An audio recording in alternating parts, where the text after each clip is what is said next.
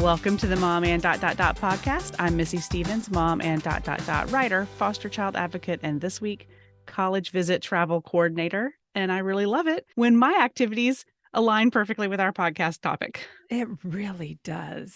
Yeah. I mean, my past year is aligned perfectly with this Yes. podcast topic. So, Yes. And I'm Suzanne Kearns, mom and writer, LGBTQ and sex ed advocate. And this week I am the family dog walker. Chris is on a boys' weekend. And so now, I mean, double the dogs. I'm gonna be really fit by the end of this weekend. So that's it. That's awesome. Yes. Well, most of it should be good weather, except for apparently tonight. As we're recording this, we're in Austin, and it looks like there could be horrible weather again. Tornado warning. Yeah. The daily tornado warning. It's been a week. Well, our guest today is Cindy Muchnick, a mom and expert in the college admission process. She got her start in admission offices before opening a private study skills and college counseling business in Southern California. As an assistant director of admission for the Illinois Institute of Technology and the University of Chicago, she screened and reviewed over 3,000 applications, interviewed prospective students, and served on the admission committee to evaluate borderline applicants and appeals cases. Then, as an educational consultant, she helped hundreds of high school students navigate their academic journeys, including course selection, study skills, time management, and college applications. Since she closed her private practice in 2011, Cindy has focused on public speaking to student, parent, school, and business groups on a variety of education-related topics. She's also a prolific writer, and today we are primarily focusing on her 10th book, The Parent Compass, which you can see I have bookmarked. I have been reading. Lots of little folded corners. Yeah. Yes. And in addition to writing and speaking, Cindy is also raising 4 kids that range in age from college grad to middle school. Welcome. Thank you. It's so good to be here. I feel the women love going on. Yes. Yes. And mother love. The moms of seniors love, which we're going to definitely dive into. But we learned a little bit about you from your bio, but can you give us a little Cindy 101 for where your career started and pivots along the way? Absolutely. You know, it actually all began with a marriage proposal. My husband proposing to me in a really unique way that turned into my first book, Will You Marry Me? The World's Most Romantic Proposals, back in 1996, a long time ago.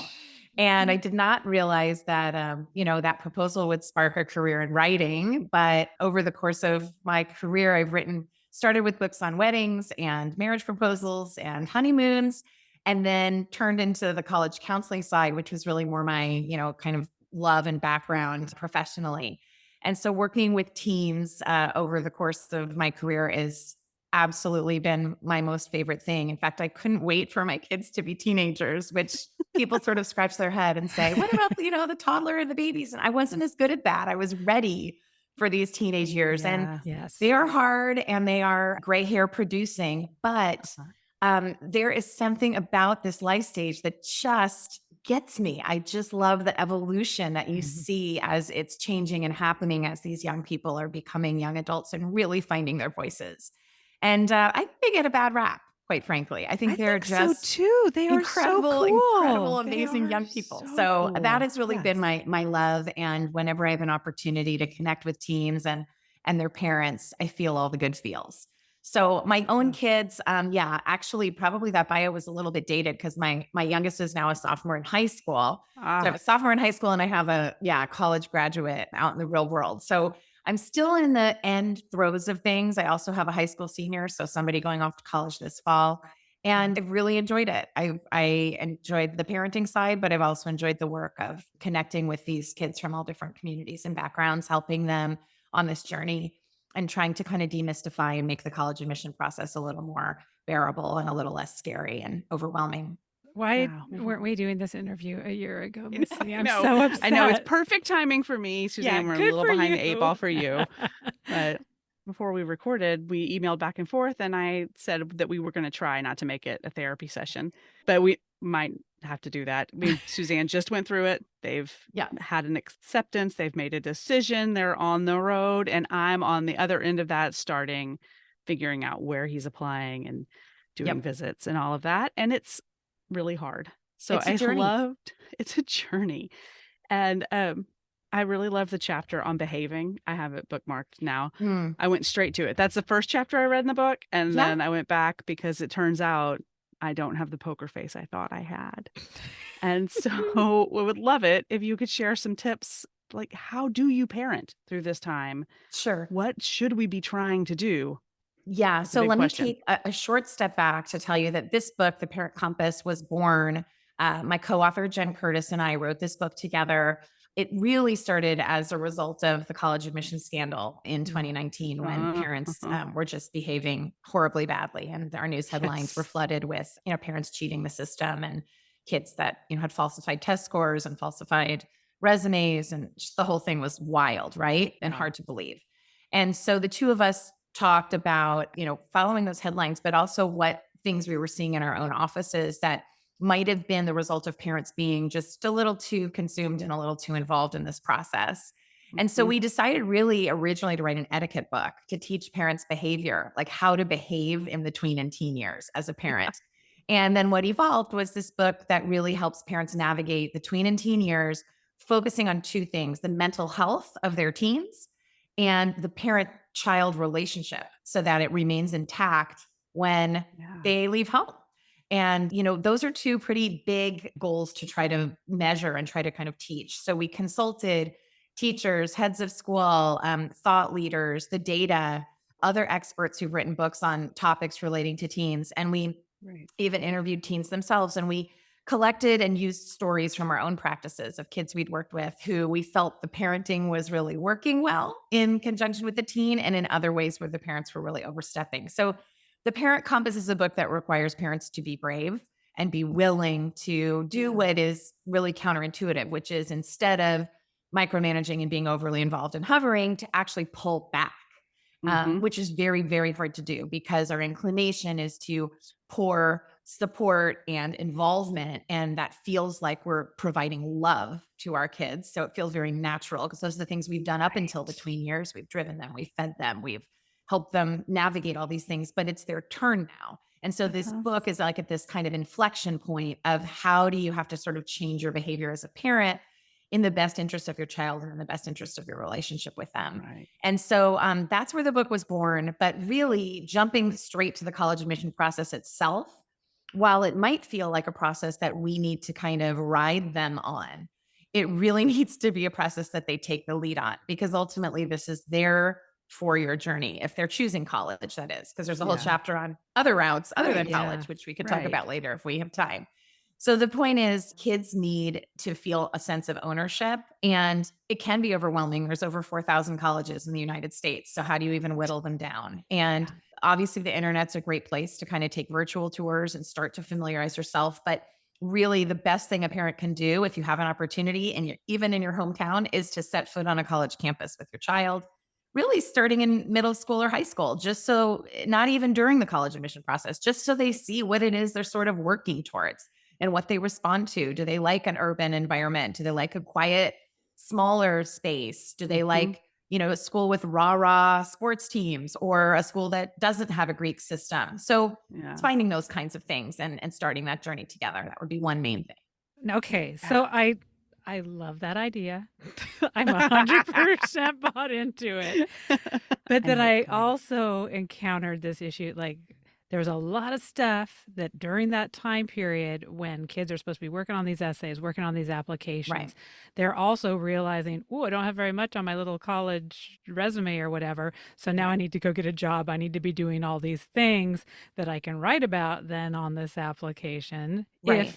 We kind of were in a weird situation because we're coming post COVID, like the Mhm. years when kids would have been filling out these resumes that are now the seniors and going off to college, they were locked up in home. Yeah. Like, Yeah. so so I think there was a lot of stuff that had to happen that end of junior, beginning of senior year. Right. And I was getting really nervous because she was doing a lot of amazing things. And especially as an art student, she had to also do then 18 pieces of complete Portfolio. art for Right. her portfolio. So there was just a lot of stuff Yeah. coming over. And so it was just like, how do we choose? Is the essay getting the time, or is the test that you have to take tomorrow getting the time? And it's Yeah. so how then, besides having a time machine that can take you back and do better time management so that you're not in that 11th hour scenario, like, how do you help Yeah. work through the temptation is kind of like the fifth grade science project at midnight that you're gluing things together for your kid because it's too Sure. late at that point to, Yeah. you can kind of The, let them fail, but then that means they're not going to college. no, that's a good question. There definitely is planning and organization and time management involved in the journey. And Mhm. the kids do see this coming, right? I mean, they Yes. feel it. They feel all the pressure and what's going on long before we even open our mouths. They feel it in their environment at school. They hear about it from their peers. They see it on Right. TV, whatever, wherever they, Yeah. feel it, it's there. So yes, there is some advanced planning, but remember, all the scientists tell us that the, male brain is not fully evolved until it's 25, I guess. And while, 50 maybe? girls may mature faster, some of our kids are just by definition more organized and more on top of things, and others are a little more Right. lackadaisical or procrastinators. And some of it is actually knowing who your kid is. So there are ways that you can support. It doesn't mean totally disengage from the journey without managing the process. So there's certainly open-ended questions you can be asking, like little status check-ins, but their school does have a counselor there who is kind of in charge of making sure that the details are happening. And starting those out college essays early, meaning the day junior year ends, that summer should be the time that the essays are being written. They Mhm. can Mm. all be finished even before school starts, except the ones that come out. There's some supplements that might come out late, like later in Yeah. August or a little bit September. So the personal statement can be done in the summer. The why this school questions can be done early. An activity paragraph can be done early. There's a lot of that writing. It's almost like a writing class over the summer that they can be taking in addition to whatever other activities. When we talk about running out of time at the 11th hour, that's also what summers are kind of for, right? Yeah. So I was just talking with in a different interview about the idea that in the summer, this is the time to do the things you don't have time to do during the school year. So if your child Yeah. has never had a job, or if your child hasn't had time to volunteer, or if they need an extra class to kind of bolster things, or they have an interest in something else, this is the time to also pursue it. So summers aren't just for lazing around at the beach and completely unplugging, although that's important. But if you're going to the beach and you like the beach, maybe work as a lifeguard or maybe organize a beach cleanup so that you're at the beach doing something you love, but it's also kind of fulfilling another sort of checkbox on an activity that might be part of the process as well. So, I mean, I really think what kids shouldn't be doing is making themselves miserable to kind of quote, look good for colleges, right? Mhm. You hear all the time, I'm only doing this because my mom made me or because it's supposed to look good. It's so inauthentic and it Mhm. doesn't feel good to be doing the things you don't want to be doing. So, when I ask a student about the clubs they're involved in and they can't even give me a sentence about them, or they say how boring it is, I say, what are you doing there? Find Yeah. something else to spend your time is quantifiable. You only have so much of Right. it. So you should be enjoying the things that you're doing in that time. So there Yes. is some planning ahead, but I think for parents, it really is just planting some seeds and sprinkling them around. Like, hey, do Mhm. you want to do a college trip this fall? Where might you want to visit? Or should we get in the car and go to a couple local schools and take some tours? Why don't you hop online and see what time the tours are offered? Just those kinds of things so that it's not you planning the whole schedule. Yeah. Right. Right. Okay. Learn from my Okay. mistakes, Missy. Okay. Learn. No, I Right. think, yeah, touring earlier. We'd started spring break of junior year. Some of that was COVID related. Some of it was Right. me being like, oh, wait, you're becoming a senior.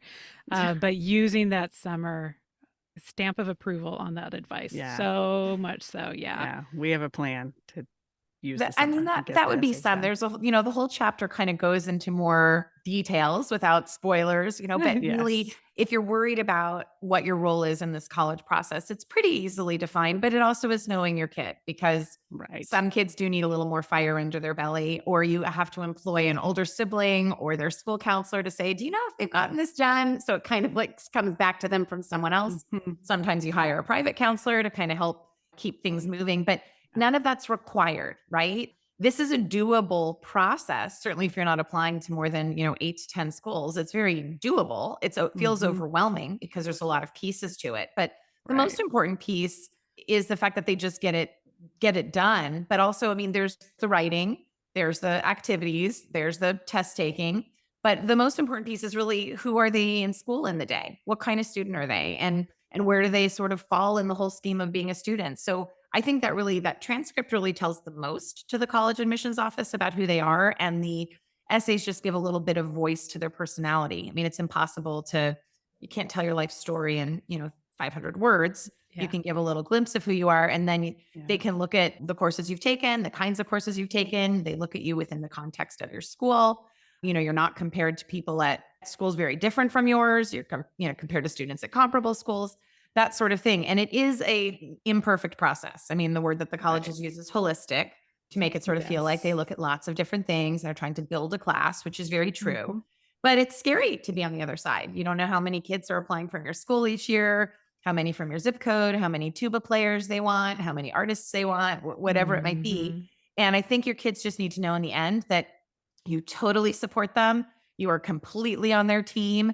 You are so excited for wherever it is they think they want to go, and that you see them and embrace them and are super happy, because these feelings and this fear of like rejection, colleges don't even use the word rejected in their No. vocabulary. It's just they were denied admission. You're not going to get in everywhere. So let's not worry about those. Let's focus on what you do have, and Yep. let's be excited about one of these. Yes. Yeah. So I'm going to pivot for a minute and talk about moms. And it's hard to keep me out of the process. Like, I'm just going to speak personally. Like, my thoughts, my opinions, this whole thing is not for the faint of heart. So how do we nurture ourselves? Like, do you have advice for how do we really take care of keeping our minds in the right place so that we're not so wrapped up in what's going on with Yeah. them? Yeah. Well, I mean, I hate to be cliche and say the word self care, but we do need to kind of breathe and try to remove ourselves to Yeah. some degree from the process. Because let's remember, like a generation ago, we had a process. And it Right. was, albeit different, we typed things on applications, and Yeah. we didn't send off quite so many, and it was on paper and was virtual and whatever it is, but they're still asking the same questions. They're still asking you to write us some essays. It's still there, but Yeah. I do think it's finding some like-minded parents around you that oftentimes it helps if they're at other schools actually as well, so that you're Yeah. not caught up in this like competitive parent frenzy that can sort of bubble up at the cocktail parties or at the back to school nights, Oh, and make you yeah. feel like, oh my God, what did I miss? And what did I do wrong? Finding a Mhm. parent usually ahead of you in the process. So Missy, you've got Suzanne to learn Mhm. from, and and me or other people who've been through it Yeah. before that can kind of be like-minded.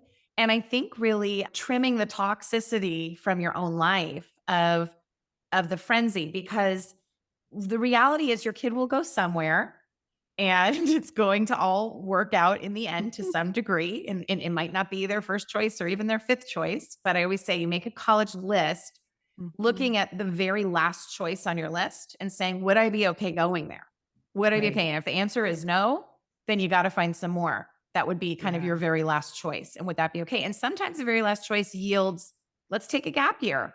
Let's try something different for a year, because I don't want that last choice anymore. I want to try this. I want to Mhm. give myself a different opportunity, or I want to pivot and make a different decision. The other thing is that in the book, we have right away in the very first chapter, which is ironic because we wrote the whole book and then we realized something important was missing, which is exactly the question you asked Missy, is how do you take your baggage and not project it onto your kid? And so what we did was we created a questionnaire, we tested Mhm. it on lots and lots of people and got a lot of feedback on it. And we asked about 20 questions of parents of, what was your educational background? How did your parents parent you regarding education?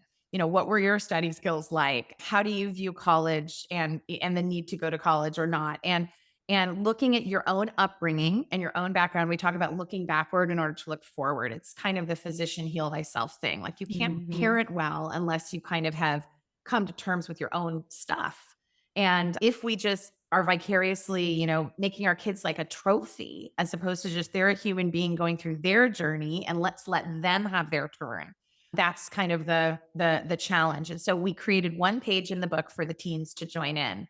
And in this questionnaire, the teens will also answer their questions of, what, do you wish your parent knew about how things are going in high school? Or what do you wish your parent would do more of that they're not doing? Or what's your vision for college and how do you feel like it differs from what your parents' vision is? And by doing this questionnaire together, and it just literally takes 10 minutes, you have to find your child at a moment of food and happiness and no technology. And I was just thinking, like, when yeah, could I when do you find it? actually Right. get So him you to do say to this? them, You Yeah. here's how tackle it them on starts. the You way to the say, kitchen.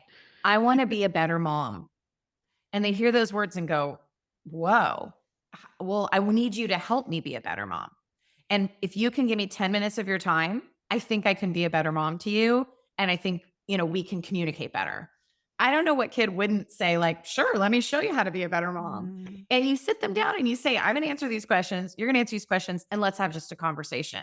And you would be surprised. It was kind of inspired by those Post-its on the walls that we saw at a back to school night, where they had students reply with what they wish their parents knew. Oh, And you yeah. read all these Post-its of like kids saying, I wish my mom knew how hard I really was trying, or I wish my mom knew how tired I really am, or I Mm. wish my mom knew how lonely I am, or whatever these things are. It was heartbreaking. And we thought, Yeah. how can we bring in and open up this communication between the parent and the child better? So we did it with this questionnaire, and we've had a really great response from it. So I would say, Yeah. get a hard copy of the book or take a screenshot of it, have someone take a screenshot for you and do those Yeah. questions with your kid. Cause I think it really does help, and helps remind you to kind of separate yourself from their journey so that Yeah. you see them for kind of who they are and what they love. And I think one of the biggest challenges that I always hear from parents is, what if you just don't connect with your teen?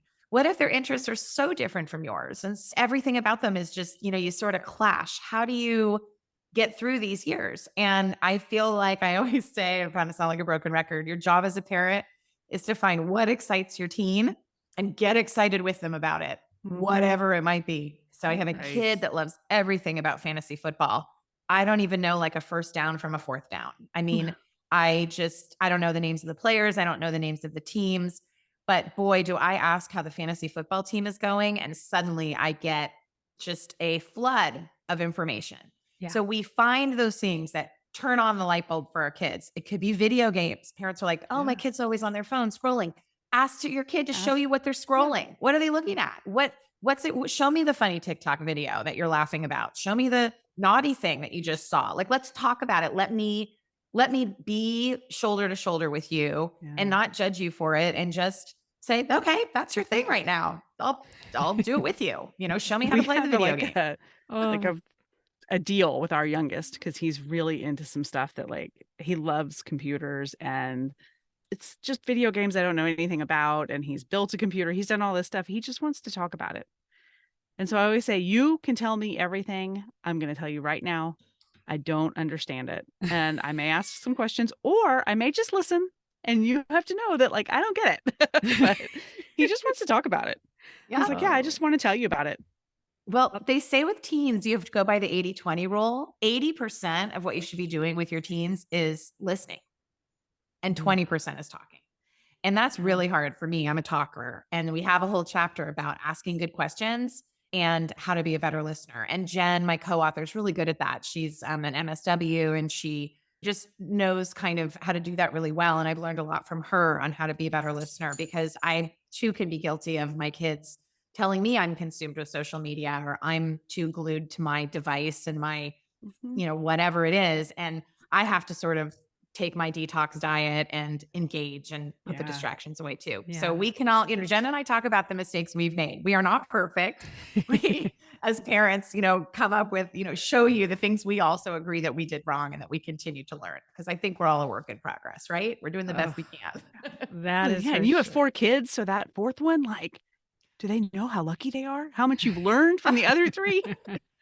Although I still get curveballs from the fourth one once Right. I think I've known it all. And it's funny because after writing a bunch of books through the years, people are like, when are you going to write a parenting book? I'm like, I'm no expert. Like, there's a lot of other people out there who've done it a lot longer and know a lot more than I do. But I think working with teens for all these years did really inform a lot, because I would get teens away from their moms and dads. And there is this Yeah. safe space where you're connecting with them and hearing from them and learning from them the things that is kind of are heartbreaking too, because they open up to you a Yeah. lot and share a lot. And it is kind of a therapy that's sort of happening. And I'm not trained in that. I'm trained in, guiding kids to get these tasks done and meet the deadlines and do the work and to get feedback on the writing and all of that. But it's been, really a learning process for me too. And I've really enjoyed it. I hope my kids say I, have done well by them. We'll only know 10 or 20 years when they're parents themselves. Oh Yeah. my gosh. Well, Yeah. okay, I'm gonna kind of tag on the the moms here, because we do talk obviously a lot about moms and and trying to make sure that we are making the most out of our ellipses. And I discovered in doing the college process that I did for a while there, and I had to take a step back because I was getting so excited about it because like, I was almost putting myself in the driver's seat, like, Right. "Ooh, I would enjoy this class. Oh, I would like, this sounds Yes. like an exciting major." And I think It's part of been that really hard is for me. because I Yeah. am putting my garbage on her in the fact that I Yeah. don't love all the decisions I made about college. I don't love that I didn't put much thought into my college choice. I mean, I say that the application was shorter than filling out a form at a dentist office. It was that quick. One Uh-huh. college, I went there because my brother went there. My best friend was going there, so good enough. And I also needed a place that I could afford by doing summer work, which University of Idaho, ding, ding, ding, at least back in the 90s it was. I think it's pretty expensive now. But They're all I expensive now. It's I think it bananas. is kind of fun to use this process to actually think about, though, this next phase of our life, whether it may not be empty nesting yet, but maybe you still have a few more kids to go. But as you're going through this process with a kid who's considering college, do think about maybe those sliding doors possibilities of not regretting what your life could have been, but what it still can be, Yeah. and thinking Yeah. about, you don't have to be a full-time college student in order to take some community college classes or to take an online class. So what kind of recommendations might you have around the moms and how we can use this Absolutely. process to Yeah, think about right? I ourselves? mean, it is exciting and to some degree we're getting a little bit of our lives back, right? When we're Yeah. helping to launch them. What's unfortunate too is sometimes our parents also need us more as we're launching our kids, that kind of sandwich generation thing of, once your Yep. kids are kind of heading out, your parents are ailing and needing you in Mhm. different ways. But where do you find yourself in that, right? Without kind of the guilt of taking care of you. And so when you mentioned community college and classes, it's funny. This was one of my things for the end of the interview, but I can mention it now. So, about 10 years ago, I started auditing a college art history class at my local college. And I just found a really large class that had, 200 plus students. And I looked it up on the directory and when the class was, and I would drive to the campus and park my car and just go sit in the back of the classroom. And it was truly like going to Disneyland. It was like the greatest hour and a half of my life twice a week because it was just about learning for learning's sake and just listening and taking in content, which I Yeah. loved. And I did it for a couple of years, and my kids really teased me. In fact, they bought me a sweatshirt of the name of the college, and they told me I should wear a backpack instead of carrying my purse because I looked like an old mom. I needed to dress down. So anyway, I did this class, and then it led to two or three others. And it just was, it really enriching. And then COVID happened and we moved and went to a new location and I really missed it. So just this year, I went back to my next local college classroom and audited a class this fall. And now I'm currently doing another. And I will tell you, like, that's just for me what kind of floats my boat and what makes me tick. For my birthday, my kids got me golf lessons and my husband got me some golf clubs. And, I may pursue a little hobby there to have like kind of a different activity because my Mhm. daughter and husband really like to golf. So, might kind of pursue that. But I think for all of us, it's, yeah, finding something that brings you fulfillment. For some people, it's walking or writing or just any hobby or anything that you can look at and say, like, that just feels good to me. And Mhm. I do think Yeah. we deserve it. We work hard, right? Like we work hard as Yeah. parents, we work hard as wives and daughters and in our careers. But I think we each do need that thing or things. Sometimes it's just girlfriends. It's so great, right? Yeah. To go on that walk with a girlfriend or go to lunch with that girlfriend or, do something frivolous like getting your nails done with a girlfriend. It's okay to do that. And we craved it and missed it Yeah. so much for all those years that now that human connection to me is really, really more important. But I do think we all have lives that we need to start thinking ahead to that next. And it's very liberating. I mean, I will say, I'm Yeah. in my 50s now. And in your 50s, I know there's podcasts just about this age group and kind of the Yeah. midlife thing and whatever.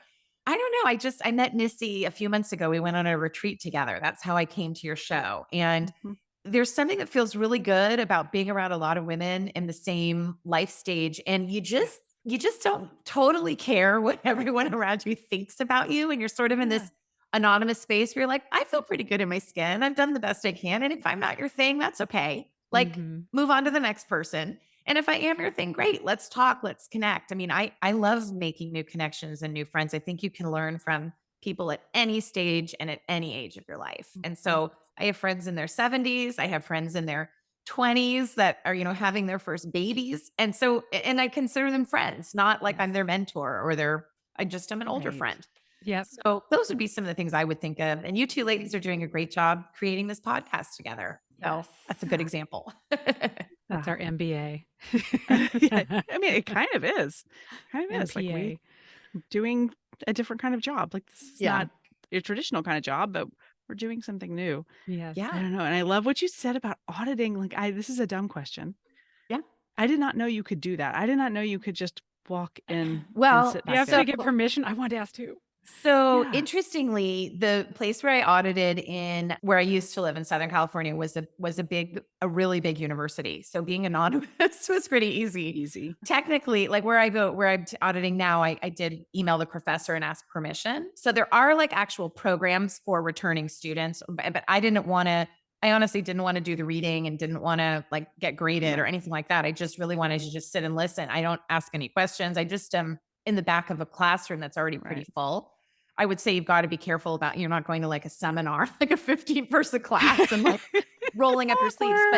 But I do think that your local community college or, you would be like a fine line. I'm not saying anyone should just go sneak in to college classes, but I will say like, you can either get permission from, just send an email to a professor and just say, I'm a local mom and your class really interests me. Would it be okay? And then you sort of do that. I did it a little backwards. And then towards the end of my first class, I got to know the professor and I said like, oh, what are you teaching next? They're like, oh, come, here's this next one. So I sort of became more friendly with the professor, but I make a real point that, I am not participating in any way. I am not taking any time even after class, waiting in line to talk to the professor. It's much more just a listener and an observer. That would be so bad if you were like, hold on, kids. I got a question.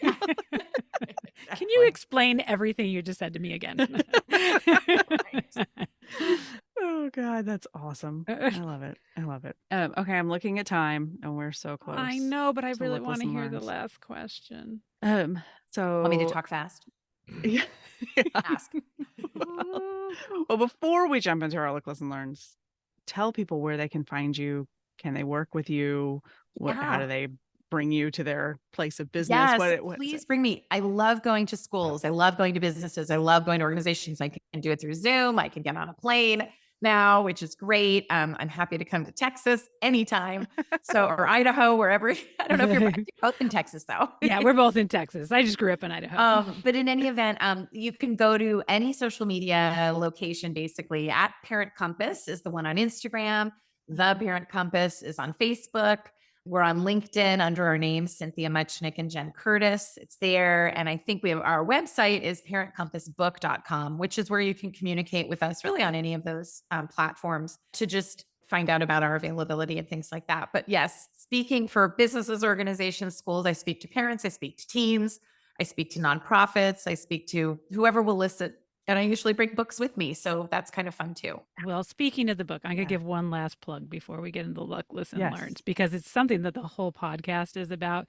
But I think it's a great discussion to have with kids and think about ourselves is your get to know yourself questionnaire. So because you need to go buy the book, y'all, instead of just us talking too much about it, I think that anybody who follows this podcast, I think would get a lot out of that. So we're just going to have that little teaser there. Thank you. Nugget. Well, there's an audio book for those who do audio. And I've gotten messages from audio readers saying, I love reading the book, but can you send me the questionnaire because I listened to it, but I can't write it down. Oh, yes. I'm an audiobook person, but specifically for books like yours, I need to like take notes and highlight and it's a fun book. I loved seeing that Missy's has all sorts of tabs and things. Oh, yes. Yes. Okay. Saving all this information to remind myself the next time I have a tiny meltdown.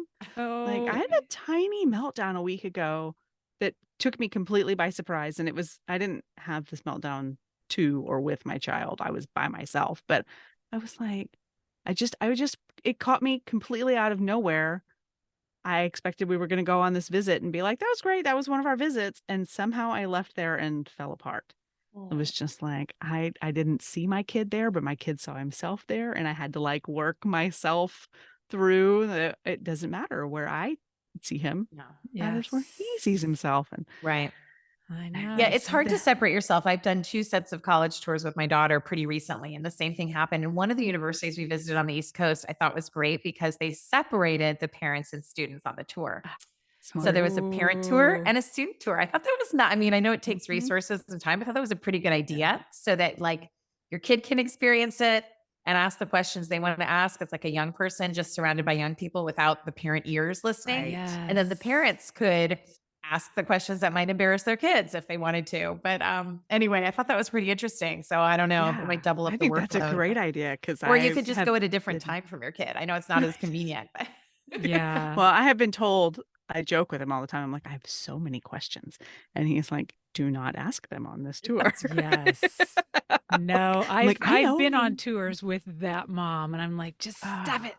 Even though We I were do. just Then, on one with that mom. And I was yeah. like, just Well, please. hand that mom the parent compass because the parent compass is for that parent, right? So it's not always the people that read it that are the people that need it. And we're trying to like, help. And people say you can read the book in a weekend and on Monday you can start implementing some of these things and seeing what Yeah. works for you. So we hope it's making the world a little bit of a better place in its small way. yes. That's my new thing. I'm gonna get a couple extra copies and I'm gonna keep them in my bag. And when I'm on a tour, I'm just gonna be like, you need this, baby. Here you go. We have a lot of therapists who have started keeping the books in their counseling sessions, like in their offices, which is really neat because Yes. then, you just read this.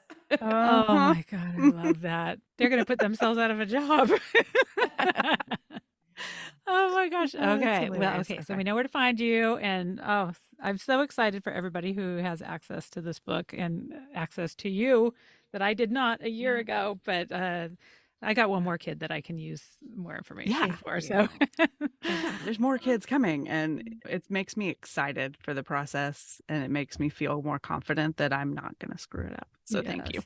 But Oh, no, good. I'm glad. and it's such great information because we do focus primarily on moms making the most of their ellipses. And this is very unusual for us to be focusing on something that's so kid related, but I think it is so intertwined. And it's Yes. very hard to make your ellipses count when you are so invested in your children's Yeah. ellipses during that period.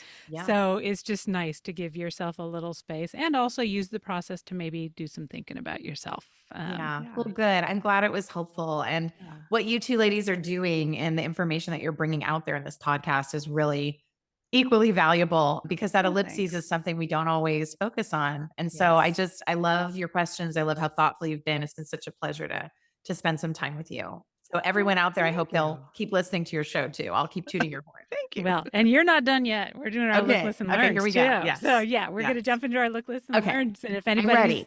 anybody's ready. new here at the end of each show, we just spend a couple of minutes talking about things that we are look, listen, and learning. So that could be something that we're reading, watching, or learning about. We don't like to put our guests in the hot seat. So I'm gonna have Missy go first. Missy, what do you look, listen, learning?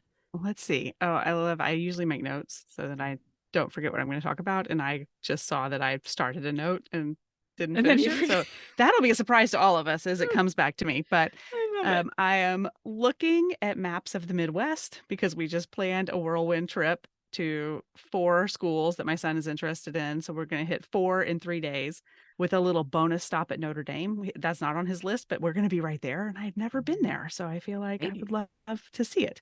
So yeah, I've been looking at a lot of maps, like trying to figure out how many hours from here to here. Should we fly in here and out of there? Like just Oh my gosh. doing all the things and trying to keep my son, like make him be the boss of it.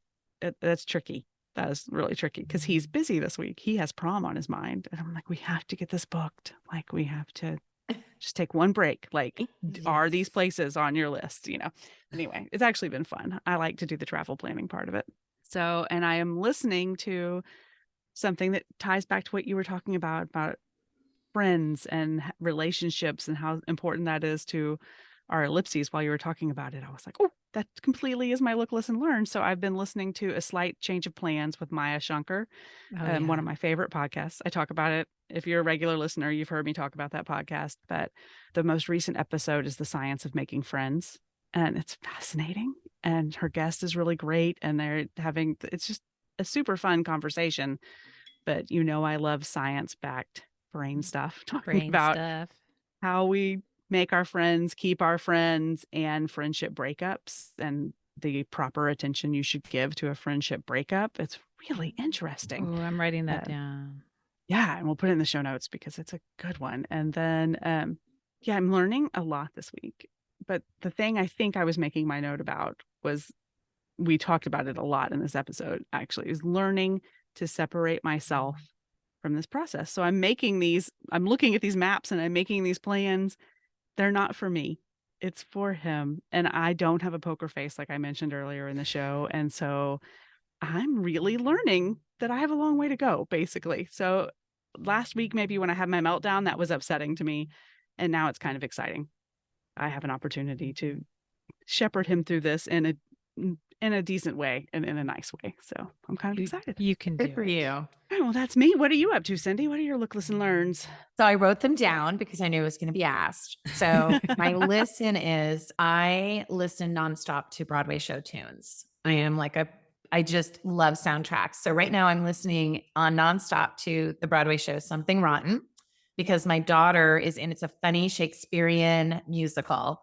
Yeah. And my daughter's opening night was last night. So I've 3 more shows this weekend and 4 next weekend. I'm seeing all 8 shows. Oh my God. And Oh, you're a good but I mom. listening to the lyrics in the car. It's been so much fun. So that's one listen I love. The other listen I love is I was on a road trip with my high school senior because I do a mother-child trip as their graduation gift. They get to pick a destination and we go just the 2 of us. So he chose Utah. We went to Bryce, Zion, and Arches.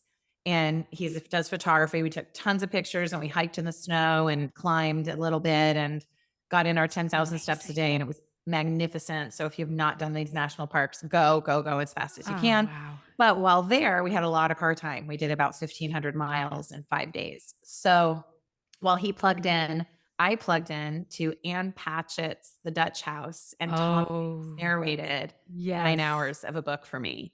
And when I tell you, if you haven't read this book yet, it was on my TBR list for a long time. It's very special and very wonderful. And Tom Hanks, I just was in love with him at the end of my 9 hours. I know that They're was on our such a fun surprise to have him when I started the book. I was like, wait a minute. Right. It's just, that's one of the first audiobooks I've actually ever done because I like turning pages. So it was really, really special. And then learning, I mentioned my auditing, my class, and I mentioned my golf that I might be listening. But I wanted to tell you something I discovered about 10 years ago on a girls' trip, and it changed my life. And you're going to laugh. I am not a salesperson for Revlon, but I brought them to show you. If you're watching the YouTube, you can see it. It is called Revlon Kiss. They're about $5. They come in grape, strawberry, cherry, and peach. And I keep them everywhere. And all they do is put a little tint, just a little tint on your lips. And they have a little flavor, kind of like those Bonnie Bell lip smackers when we were kids. That's what I was just thinking and they of. have SPF 25. And for 10 years, I have not worn lipstick because I just wear these. I sometimes even do 2 of them. So for $5, go indulge yourself at Rite Aid or CVS or whatever pharmacy in Revlon Kiss. My girlfriend, we went on a girlfriend's trip and everyone brought their favorite thing to share with the girlfriends.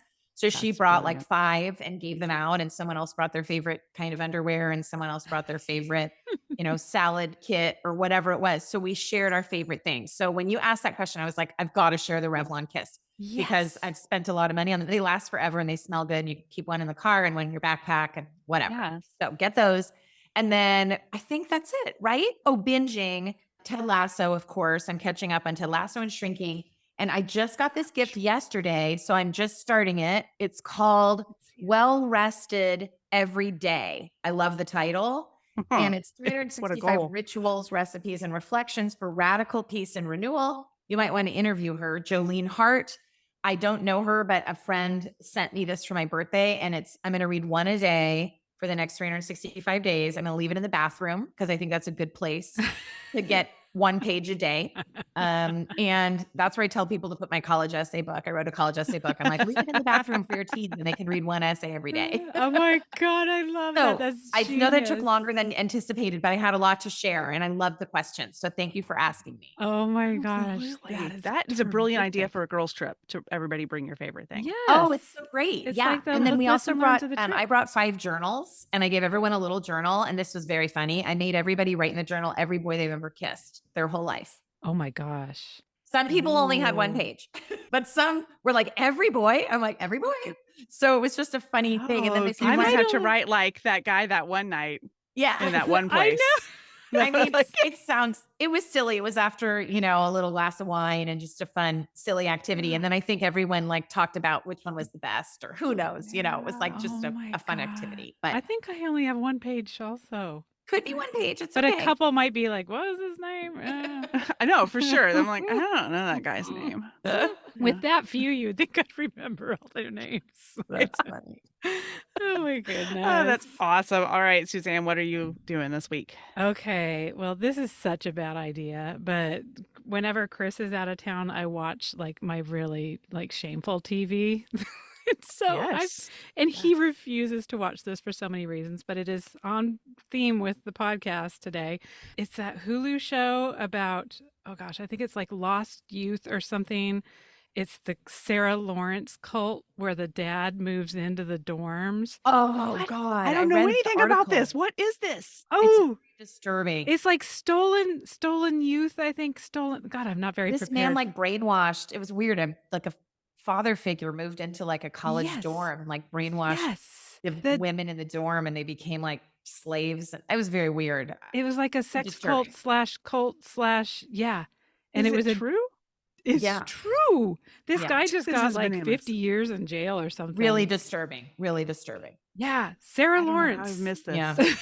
Okay. Yeah. I know. I know. It's so Chris for very many I reasons. went with Love is refuses to Blind watch it. when my husband wasn't around because it's so fluffy and silly. And he Oh, never I watched should it. probably do that. Maybe after I've only got like That might be halfway less through an disturbing. episode. Oh, so Yeah, disturbing. Mostly less disturbing. I don't know. Love is Blind is kind of disturbing sometimes. Kind of disturbing in its own way. It's like signs to watch for. I'll give to Zoe. If one of your roommates wants to invite her dad to live there, no To matter. come stay.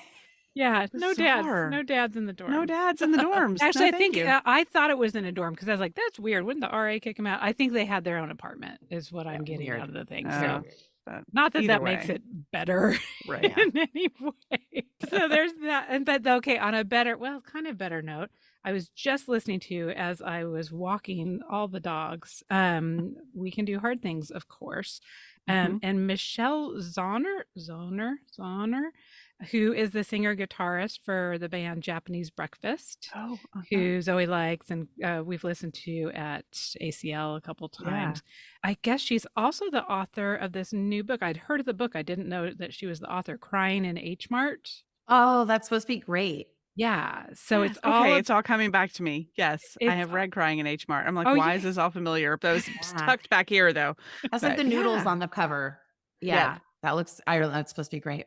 And it's Yeah. all about the relationship and the dynamic between her and her parents, and especially her Mhm. mother who passed, and just trying to understand all the dynamics of that relationship now that Yeah. she's getting older. And, Mhm. and so it's beautiful book. very, very interesting. Part of me at the beginning is like, oh, this will be a really fun podcast to send to Zoe. I was like, no, I think this is one just to keep more for myself because it's Just maybe for in Mom. like 20 years it'll be a good one to send to Zoe, but it is very much. Yeah. If I sent it to her, it'd be very much like, see what a good mom I am, because it's talking about how she learns to appreciate her mom, as she gets older and Yeah. older, and all the things, the bad and the good, she still can appreciate them. And so I was like, no, this is very much just trying to pat moms on the back. But if you need to feel a little patted on the back and that your kids will appreciate you someday, it sounds like that'll be a good book. I've not read the book yet, but this It's really good. episode. It is the April 26th episode of Okay. We Can Do Hard Things. I was just going to add that title, We Could Do Hard Things. I'm just going to this could be almost a good little concluding remark, but the idea that Jen, my co-author, tells a story in the book about a student she worked with for many years who really, really had it together. Like was just a kid that just kind of seemed to embrace school and embrace his social life and embrace, but not off the rails. Just a kid that was like really admirable. And Jen had young children. And, you look at some of these teens and you go, how do they grow up to be like this? Yeah. So she said at the very end of working with this young woman, we write about her in the book, she asked her, what do you think your parents did to help like foster you to turn out this way? And without a blink of an eye, just right back at Jen, she said, they made me do hard things. Oh. And Jen said that just stuck with her because she had to be resourceful and her parents watched her, they were there to support her, but they didn't do it for her. And that was so gratifying and rewarding for this young woman that she was so capable because her parents let her do hard things to take care of herself too. So I thought that was interesting. And I think that's great. What a great topic for a podcast and title as well, but something we can maybe think about in our parenting of teens too. Yeah. It's so hard to make them do the hard stuff. I know. But if you tie their shoes forever and you don't watch them struggle, how are they they can't live in Velcro shoes forever. You have to let them struggle. Don't you remember being like, I need an extra 20 minutes to leave the house because I'm going to have to stand at the back door while they make bunny ears and F up the loop and start to cry. Those days. Oh, and then I can do it myself. I'm like, but you can't. Although my son does wear a scoliosis brace now. So occasionally I'm just like, this does not count that I am tying your shoes. I am not your servant. Yeah. That's just sweet momming. That's just sweet, yes. Well, Cindy, thank you. Thank you. Thank you, ladies, so much. This has just been my tank is full. I'm so glad I had this special time with you. I hope that the thoughts we shared will help others too. So you're both doing great. Follow your parent compass. And thank you so much again. Thank you for giving us the compass. Appreciate it. All right. You have a great rest of your day. Right. You too. Bye-bye. Bye. Thank you so much for joining us for the Mom and ... podcast. We hope you enjoyed today's show, and if you know someone else who could benefit from the episode, please be sure and share it with them. And while we're begging, please subscribe and rate us wherever it is you listen to podcasts. You can find links to all the things we discussed today in our show notes or over at our website, momandpodcast.com, with the A-N-D spelled out. In between shows, find us over at the socials, including our private Mom and Community Facebook group. The links to that group and all of our socials can be found at momandpodcast.com. Thank you so much for your support. We appreciate you more than you know. Now go out there and make your ellipses count.